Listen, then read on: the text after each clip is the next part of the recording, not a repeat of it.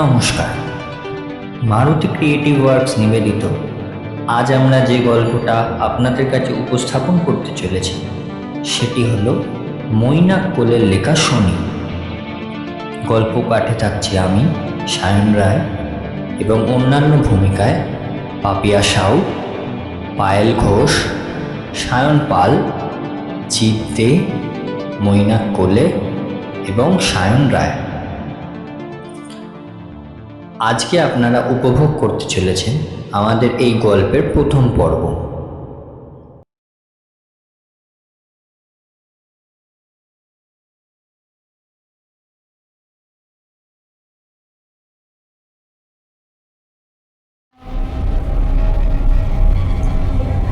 তখন রাত 2:30। বার থেকে 3জন মদ্যপ রাস্তায় বেরিয়ে, এ ভাই আবার কবে আসবি ভাই এখানে? আমার ভাই খুব ভালো লেগেছে এখানে আসতে। বেশ, তাহলে প্রত্যেক শনিবারই আসা যায়। 3জন ব্যক্তি হেলে দুলে কোনোভাবে গাড়ি স্টার্ট দিয়ে বেরিয়ে গেল।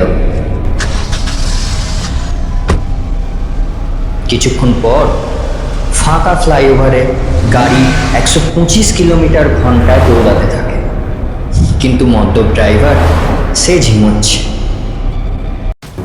হঠাৎই একজন মোটরসাইকেল আরোহী তাদের আচমকা সাইড থেকে ওভারটেক করে বেরিয়ে যায়। ড্রাইভারের হাত আতঙ্কে কেঁপে ওঠে। গাড়ির ভিতরে 3জন হকচকিয়ে ওঠে। সামান্য হুঁশ ফেরাতে তারা দূরে দেখতে পায় একজন মহিলা বাইক আরোহী, যার টেল লাইট ব্লিঙ্ক করছে আর বাইক গর্জে উঠছে। কিন্তু মেয়ে ছেলে রে। মেয়েটি ফুল স্পিডে বেরিয়ে গেলেও তারা গাড়ি নিয়ে ধাওয়া করে। ফ্লাইওভার থেকে নামার সময় গতি নিয়ে তাকে ক্র্যাশ করানোর প্ল্যানে থাকলেও মেয়েটি সময় মতো পাশ কাটিয়ে নেয়। বিপরীতে মুখোমুখি দাঁড়িয়ে থাকা ট্রাকটি হঠাৎ ফ্রন্ট লাইট অন করায়। তারা কিছু বোঝবার আগেই সোজা মদ্যপরা ধাক্কা মারে ট্রাকের মুখে।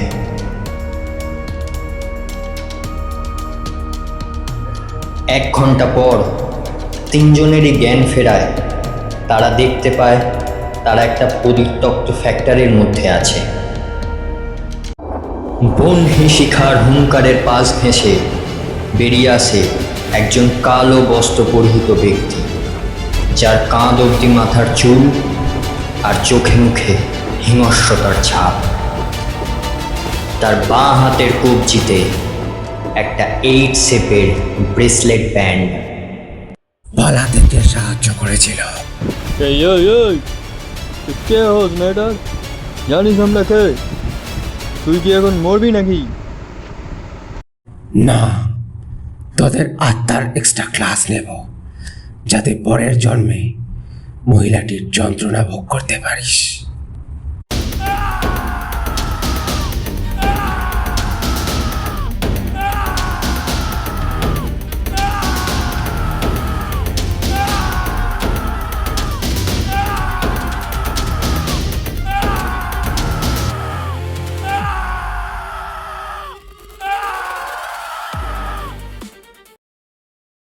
আমি যাকে স্বীকার করি তার শেষ নিঃশ্বাস নেবার আগে যৌন আমার কাছে পারমিশন নেয়। স্পট থেকে চলে যেতে থাকে সেই ব্যক্তিটি।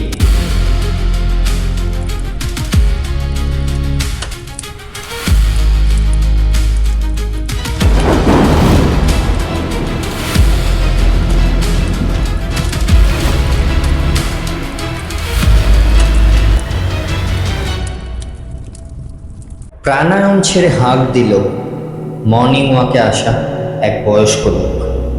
ঘড়িতে সকাল 6:30। রূপসা মা, হ্যাঁ জেঠু, আসছি দাঁড়া। সকাল সকাল আজকে বেশ শান্তি লাগছে জানিস মা।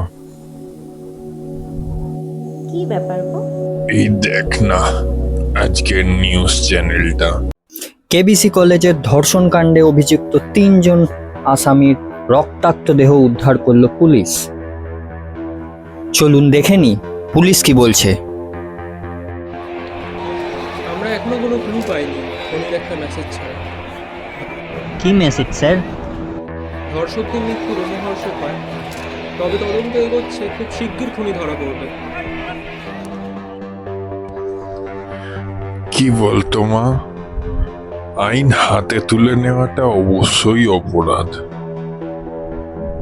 কিন্তু যদি অসুরদের সংহার করতে কেউ আইন হাতে তুলে নেয় তাহলে আর কিছুই নয়, সমাজের মা মেয়েরা একটু সান্ত্বনা পায় আর কি। তারা জানবে ঈশ্বর কোনো পরিত্রাতাই পাঠিয়েছেন। হ্যাঁ, আচ্ছা জেঠু, আমার পড়া আছে গো, বেরোলাম আমি। রূপসার নিজের বলতে আছে একমাত্র তার মামা আর মিমি, কারণ ছোট অবস্থাতেই তার মাকে হারায় সে। তার বাবার চোখে সে অলক্ষী, বাবাও তাকে ছেড়ে যায়। মামা তার একমাত্র ভাগ্নিকে কোনো দিনও কোনো অভাব রাখেনি। রান্নাবাটির বদলে সে মোটর সাইকেল ভালোবেসেছে। বছর 22-এর মেয়েটি পড়াশোনার পাশাপাশি একজন মোটো ব্লগার। তার একমাত্র ক্রাশ 32 বছরের মারুত। পড়াশোনা বাদে স্যারের দেওয়া কোনো কাজ সে না করতে পারে না। অন্যদিকে এই হচ্ছে মারুত, ট্রাফিক জ্যাম কাটিয়ে সাইকেল ছোটাচ্ছে আজকে খুব জোর, কারণ তার আজকে কোচিং যেতে একটু দেরি হয়েছে। মারুত একজন কোচিং টিউটার, মা বাবা থাকেন কাশীতে। ছোট থেকেই শান্তশিষ্ট ছেলেটা সকলের ভালো কথা ভেবে যে কোনো পদক্ষেপ নিত, কিন্তু ভাগ্যের পরিহাস, সবশেষে তিরস্কারটাই যুক্ত তার ভাগ্যে। তার মা বাবাও বাদ যায়নি, তবুও সে ছিল নিজ কর্তব্যে অটল। অন্যের আনন্দ দুঃখ সেগুলোকে সে নিজেরই মনে করত। সে জানতো রূপসা তাকে খুব পছন্দ করে, কিন্তু সে এড়িয়ে যেত ঠিকই, স্নেহও করত খুব।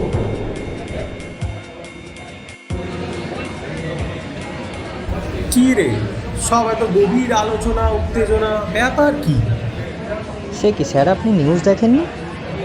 না, কি হয়েছে? স্যার গত বছর এই রেপিস তিনটেকে তোকে টেসে দিয়েছে। লাগাম আন ভাষায়। স্যার, ওদের ওভাবেই মরা উচিত।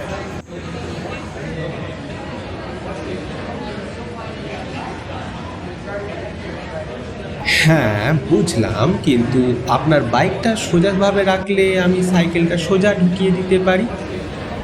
এই বয়সে দাঁত দাঁত করে বাইক নিয়ে ছুটতে শিখেছে।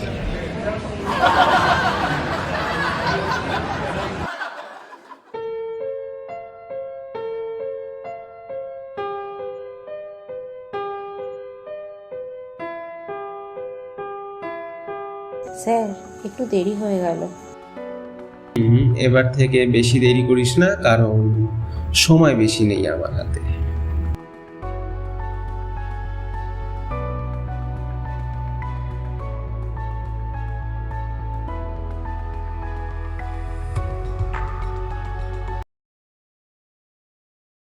দাদা, আমি সিল্কের শাড়িটা দেখাতে পারি? ওই যে তাঁতের না। মাফ করবেন দিদি, একটু ভুল শুনে ফেলেছি।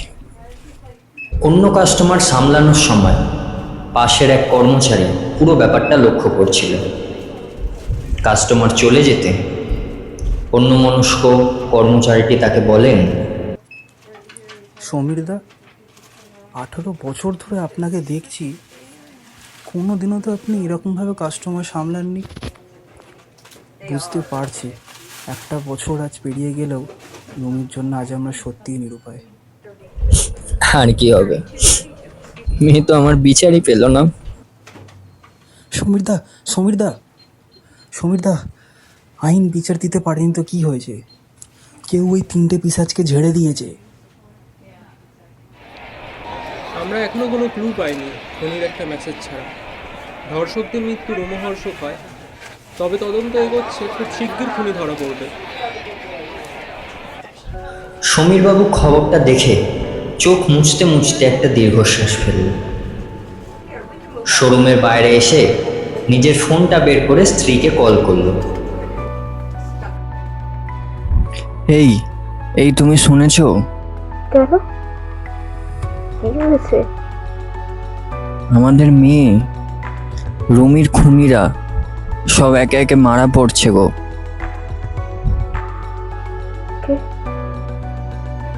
বলছো গো? হ্যাঁ তো, পুলিশ আবার আমাদেরকে সন্দেহ করবে না তো? সন্দেহ করা ছাড়া ওরা আর করেছেই বাকি।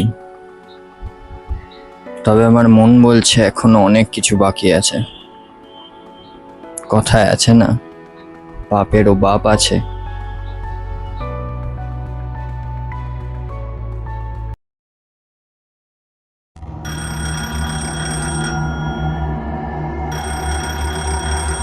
স্যার কোথায়? হ্যাঁ, পুজোতে ব্যস্ত স্যার। আর্জেন্ট কেস আছে। স্যার, ডিসিপি বলছে আর্জেন্ট। মা কালীর মূর্তির সামনে ধ্যানরত পূজারী মানুষটি চোখ খুললেন আর মা কালীকে প্রণাম জানিয়ে এগিয়ে এলেন ফোনটার দিকে। বলো ডিসিপি। স্যার, এদিকের পরিস্থিতি কিন্তু অন্যদিকে এগোচ্ছে।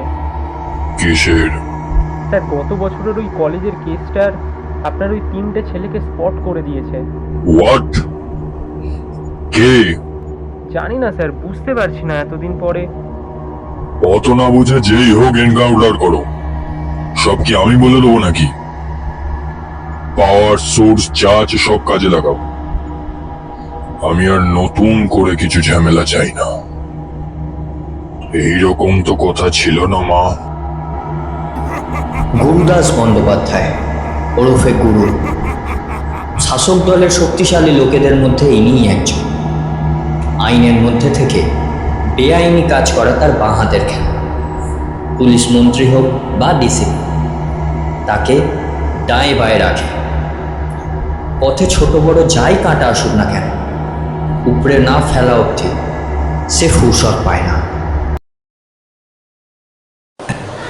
এটিএমের সামনে একটি স্কুটি এসে থামল।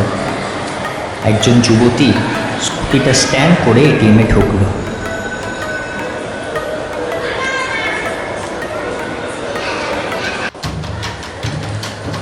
হঠাৎ এক মোটর সাইকেলে দুজন ছিনতাইবাজ এসে চড়াও হয়। তারা মেয়েটির হাত থেকে ব্যাগ ও মোবাইল ছিনিয়ে নেয়। একটা হেলমেট হঠাৎ তাদের পথে এসে ছিটকে পড়ে। ভারসাম্য হারিয়ে তারা ছিটকে পড়ে রাস্তায়। রাস্তায় পড়ে থাকা অবস্থায় আহত একজন চোখের সামনে লক্ষ্য করে সাদা হেলমেটটির ওপর রেড ফন্টে লেখা পুলিশ।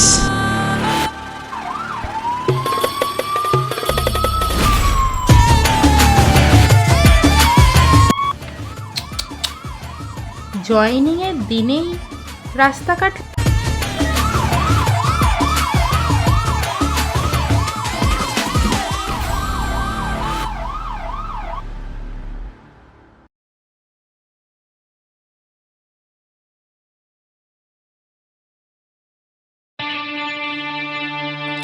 আজ আপনারা শুনলেন প্রথম পর্ব।